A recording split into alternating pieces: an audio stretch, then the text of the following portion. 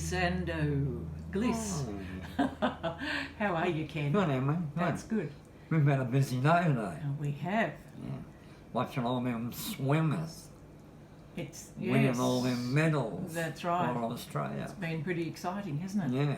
And since we're in lockdown here in New South Wales, we're just going to spend some time doing things that we don't normally do, which is talk about you and your life. Yes. I like to do this, and I'm glad for your family and your friends that they appreciate it. Well, I hope so. Yes. Yeah. And you're playing your Dobro today. Yes. And so your uncle bought that Dobro in the 40s. in the sometimes. 40s, right? Because it's a 1930 model. It's a 1930 model. Yeah. Yeah. And we've been over that, I know, but and then he passed away, unfortunately. But then he left it to you, which is wonderful that he was able to do that. And you got your hands on it in in 67. 67. Yeah. Because I know when we did Travelling Out West in the 70s, 73 to 75. That's right. You brought it up. Yes. Remember you cracked a bone in your foot or your leg? Yeah, I fractured my ankle. You fractured your ankle, yes. Yeah, with my younger brother, Frederick. You were helping Fred move some furniture, weren't you? Yeah.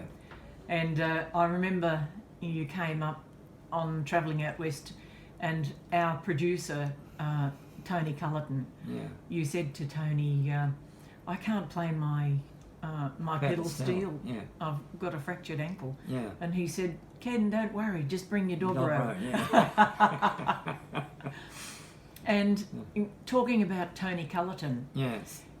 You met up with Tony Cullerton in the 60s when you did Country Style with the Lagarde Twins show. Lagarde Twins. Well, I didn't actually meet him, but apparently he was there. He was the floor manager. Floor manager. Apparently, yes. And I didn't know that. But he would have seen you every time you were there. Yeah. Yeah.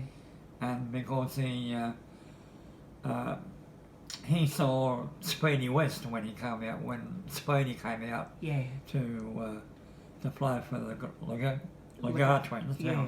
They're on shows around town. Yeah, yeah. And so he must have got Tony must have got the idea when that was all over there. Yeah. And well, when Travelling Out West was, when they were making the pilot for Travelling Out West, he decided it'd be good to have you because he sort of knew you from the previous decade. Yeah, that's right. And you know what? I also worked with Tony Cullerton in the 60s. Oh, okay. On a show called Just Folk. Just Folk? Yeah. Which Gary Houston had. Yeah, yeah. And I did about, it would have been in the early part of 65. Mm-hmm. I know, because it was just before my first child, my son Simon, was born. Okay.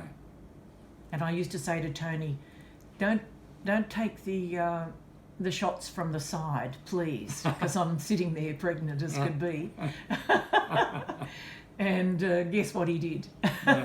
He took them from the side. Yeah. But then, so we both had a history with Tony in the 60s. Yes, we did. And then we met up in 73 doing Travelling Out West. Yes, we did. That's when we first met each other. Yeah, I'm sure somebody must have come and picked you up. Yeah, that's right. Because Tony said to you on the phone, can you come by Parramatta and pick up one of the girl singers? One of the girl singers, yeah. You said yes, and that girl singer was me. That's it. And so we had a lovely time on Travelling Out West. Yeah. We were such good friends, all of us. Like family. On that show. It was wonderful. Ricky and Tammy and John Williamson, Mal Malcolm. And the boys in the band. The boys in the band. Conductor Jack Grimsley. Was the that's right. MD. Yeah, it was wonderful. That's wonderful, And then we lost touch with each other a long time. Yeah, something happened there. Well, I recorded an LP for Channel 7 in 1980, Yes. and you were on it, and I didn't even know they were putting you on it. Yeah. They just brought you in later on, so I didn't And even I see didn't you. realise who it was. No. But anyway, then later on in 2009, we had a reunion for Travelling Out West, which you started, Yes. and you phoned me and said, "Do you know Tony Cullerton's phone number?" I remember. Yeah. Yeah. So then we were back in touch. Back in touch. Yeah. Yeah. And it was nice. So we've had a shared history for quite a few years. Yeah. And I had a request for somebody important wanted to know about your bar. Oh, okay. Yeah. And so if you could just show it, and it's actually 2 bars in Two bars in one. Right. The top piece is a Stevens bar. A Stevens bar, Right. which is made out of brass, Right.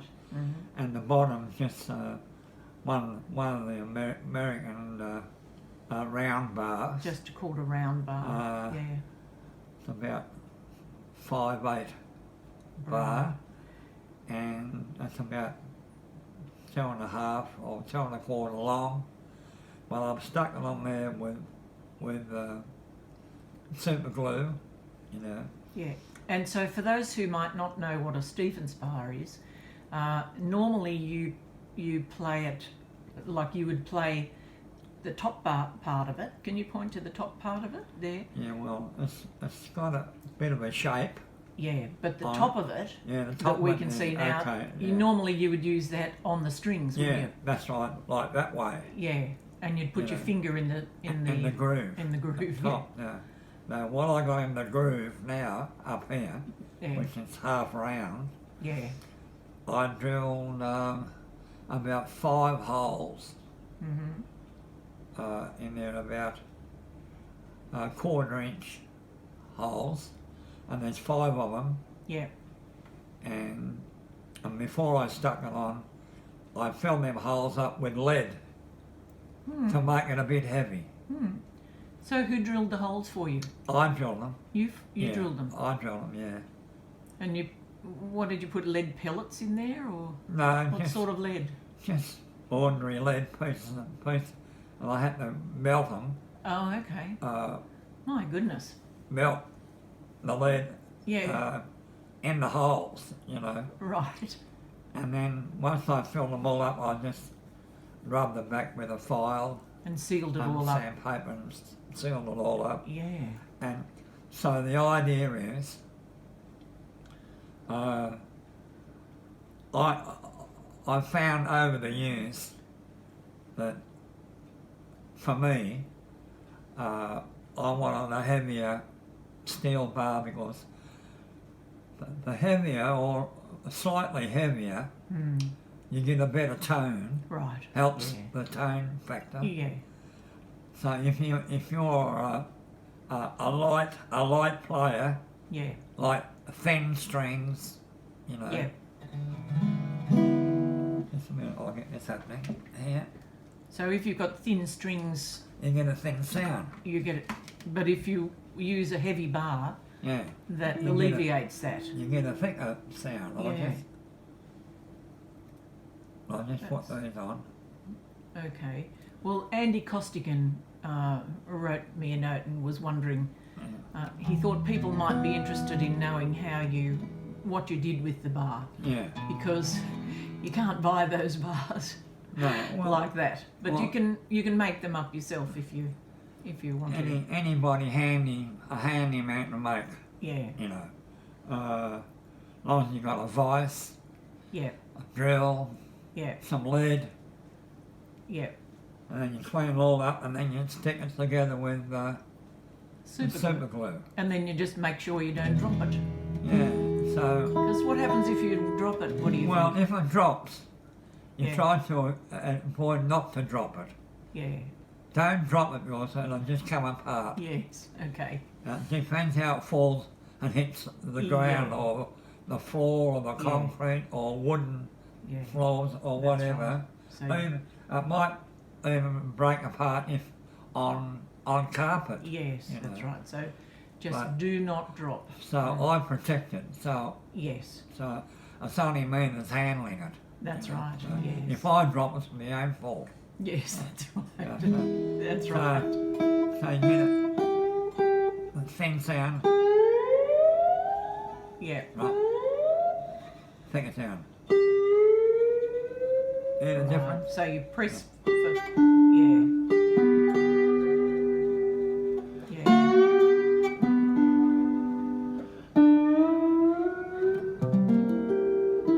Beautiful. It is lovely.